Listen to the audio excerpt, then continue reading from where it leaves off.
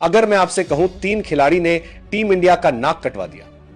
आपने सही सुना, जी हां, ऑस्ट्रेलिया के खिलाफ दूसरे टी20 मुकाबले में ऐसा लगा जैसे टीम इंडिया खेलने नहीं बल्कि हारने की प्लानिंग बनाकर आई हो।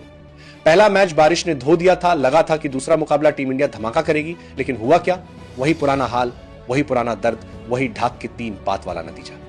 अब देखिए शुरुआत कहां से बिगड़ी। टॉस से ही किस्मत रूठी पड़ी है। ना वनडे में टॉस जीत पाते हैं, ना टी20 में। लगा जैसे सिक्का उछलने से पहले कह देता है भाई मैं तो ऑस्ट्रेलिया के पक्ष में ही गिरूंगा। टॉस हारे और बैटिंग मिली। टी20 है, फटाफट फॉर्मेट है, लोग चौके छक्के देखने आते हैं, लेकिन हमारे बल्लेबाज तो जैसे टी ही भूल गए। पहली गेंद से ऐसा लगा जैसे सबके बल्ले में जंग लग गया हो। अब जरा ओपनिंग की बात करते हैं। आए थे अभिषेक शर्मा और शुभमन गिल। अभिषेक ने तो शुरुआत में तड़का लगाया, लेकिन गिल साहब जैसे ही जोश हेजलवुड की गेंद हेलमेट पे लगी, बस खेल खत्म। गिल हिल गए, सच में हिल गए। लग रहा था मानो कोई चोर रास्ते में पकड़ ले और बोले पर्स दे दे भाई। और गिल ने भी वैसा ही किया, लो भाई विकेट ले लो। मिड ऑफ पर मिचेल मार्श ने कैच लिया और गिल वापस पवेलियन, और यहीं से शुरू हुआ भारत का पतन। लेकिन असली गड़बड़ यहां नहीं थी, गलती थी टीम की रणनीति में। भाई जो संजू सैमसन एशिया कप में नंबर 5-6 पर ठीक ठाक खेले, उन्हें अचानक नंबर 3 पर भेज दिया गया, वो भी बिना तैयारी के। पहले टी20 में नंबर 3 पर सूर्या खेले थे, अब अचानक से संजू को ऊपर भेज दिया गया, ना तैयारी ना तालमेल, और फिर हुआ वही पहली ही गेंदों में आउट। अब सोचिए जब प्लानिंग ही गड़बड़ हो तो मैदान पर कुछ अच्छा कैसे होगा। इसके बाद आया तीसरा झटका, दुनिया का महान ऑलराउंडर हर्षित राणा शिवम दुबे से पहले भेज दिए गए बल्लेबाजी करने। भाई क्या जरूरत थी? जो खिलाड़ी मिडिल ऑर्डर में बैलेंस रख सकता है उसकी जगह हर्षित राणा को भेज दिया गया। और फिर हुआ वही ड्रामा। अभिषेक शर्मा खेल रहे थे धमाकेदार, पहले 19 गेंदों में 46 रन, 240 के स्ट्राइक रेट से उड़ रहे थे, लेकिन अगले 7 ओवरों में उन्हें खेलने को मिली सिर्फ 9 गेंदें। हाँ, सिर्फ 9 गेंदें। बाकी सारी गेंदें हर्षित राणा खा गए। 33 गेंदें खेली और बनाए 35 रन। भाई वाह, यानी जितनी गेंदें खेली उतने रन भी पूरे नहीं कर पाए। और इस दौरान जो फॉर्म में था अभिषेक, उसे स्ट्राइक ही नहीं मिली। अब आप खुद सोचिए, एक 125 ही बना पाए। भाई वो तो मस्ती मस्ती में पूरा कर गए। पहले 6 ओवर में ही 56 रन ठोक दिए। हमारे बॉलर बस सिर झुकाए देखते रहिए।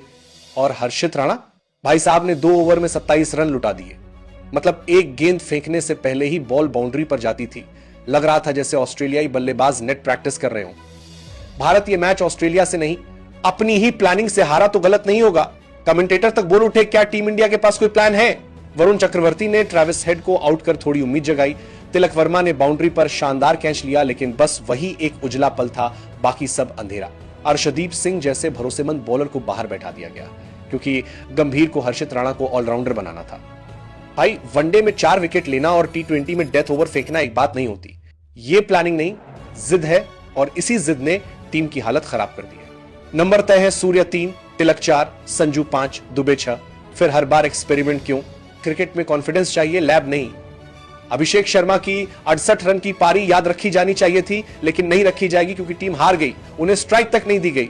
यानी मैच हारा नहीं गया, हराया गया है गिल की गलती, संजू की पोजीशनिंग, हर्षित की धीमी बल्लेबाजी और गंभीर की प्लानिंग। 3 निकम्मों ने टीम इंडिया का मैच डुबो दिया, उन पर भरोसा किया जा रहा है। तो अब ये 3 निकम्मे कौन है? स्पष्ट है।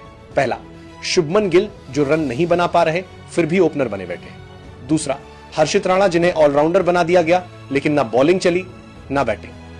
तीसरा और सबसे बड़ा नाम गौतम गंभीर, जिनकी रणनीति हर मैच में उल्टा असर कर रही है। अब सवाल यह है, क्या टीम इंडिया इस हालात से बाहर आ सकती है? क्या हम अपने प्लेयर सही पोजीशन पर वापस भेज सकते हैं? क्या एक्सपेरिमेंट बंद होंगे, या फिर ये गंभीर प्रयोग टीम इंडिया को वर्ल्ड कप में भी डुबो देंगे?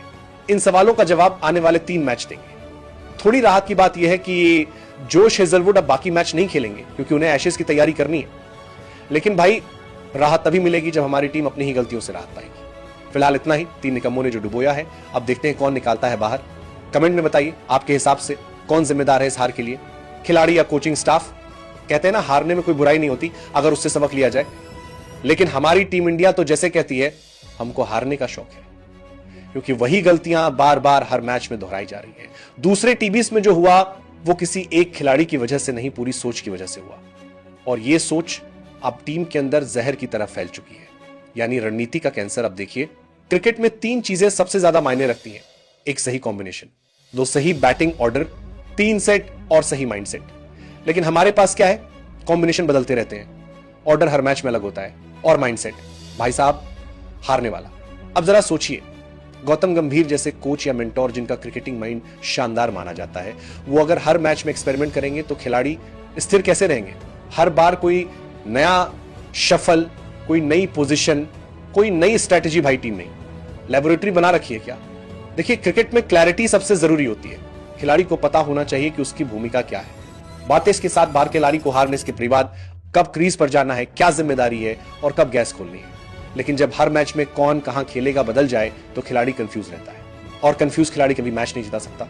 यही हुआ संजू सैमसन के साथ। पहले मैच में वो 5वें नंबर पर थे, इस बार 3 पर भेज दिया गया। तैयारी नहीं, माइंडसेट नहीं और आउट। अब अगले मैच में फिर उनको नीचे भेज दिया जाएगा और फिर कहा जाएगा संजू फेल है। भाई फेल तो आप हैं जो उसे सही जगह पर इस्तेमाल नहीं कर पा रहे। अब बात करते हैं शुभमन गिल की।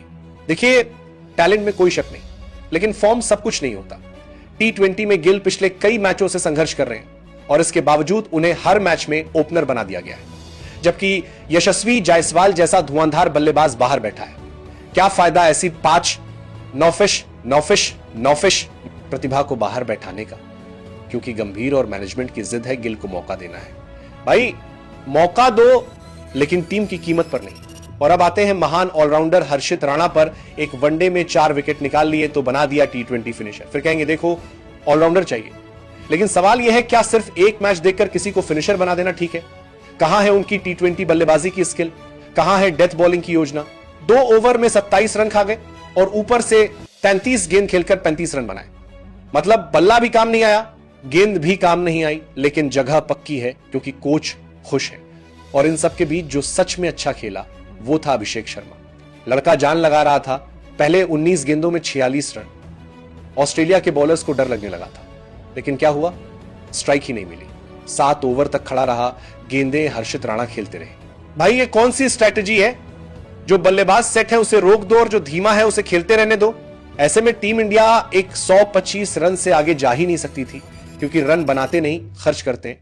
और फिर जब गेंदबाजी आई तो वही हाल, ना कोई प्लान, ना कोई सेट फील्ड, ना कोई बॉलर का कॉन्फिडेंस, सब कुछ बिखरा हुआ। अब देखिए, ऑस्ट्रेलिया की टीम में कोई भी बहुत बड़ा नाम नहीं था, वो भी अपने 2 स्ट्रिंग प्लेयर्स के साथ खेल रहे थे, लेकिन फर्क था टीम वर्क में। वो एक यूनिट की तरह खेले। हर ओवर, हर बॉलर, हर प्लान में एक सोच दिख रही थी। और हमारी टीम, भाई यहां तो हर कोई अपनी ही स्क्रिप्ट में व्यस्त है। अब जरा गौतम गंभीर की सोच पर बात करें। गंभीर अच्छे खिलाड़ी थे, कोई शक नहीं, लेकिन कोचिंग में अति प्रयोग उनकी पहचान बन गई है। KKR में भी यही किया था, हर मैच में बदलाव, हर मैच में शफल, और अब वही चीज टीम इंडिया में भी हो रही है। गंभीर को लगता है कि वो सब कुछ बदल सकते हैं, लेकिन क्रिकेट ईगो से नहीं, लॉजिक से चलता है।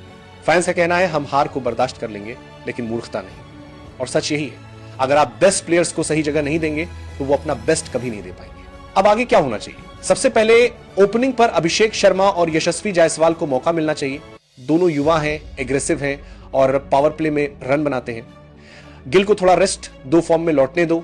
दूसरा, सूर्य कुमार यादव या तिलक वर्मा को नंबर 3 पर फिक्स करो, बार बार बदलाव से कुछ नहीं होगा। तीसरा, संजू सैमसन को नंबर 5 पर टिकाओ, वहीं उनका नेचुरल गेम निकलता है। और चौथा, कृपया हर्षित राणा को ऑलराउंडर बोलना बंद करो। T20 में परफॉर्मेंस चाहिए, नाम नहीं। गेंदबाजी में भी ध्यान देना होगा।